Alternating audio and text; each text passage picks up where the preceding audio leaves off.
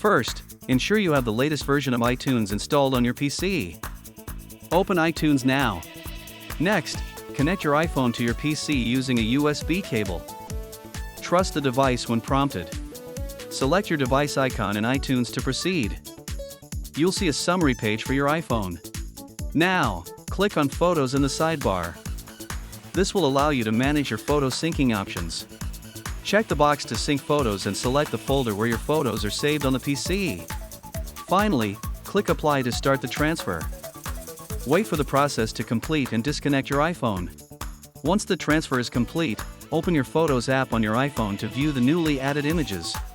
Explore your photos and enjoy sharing your memories with friends and family. Remember, you can always sync your photos in the future using this method. For more tips on tech and photography, be sure to subscribe to our channel. Thanks for watching.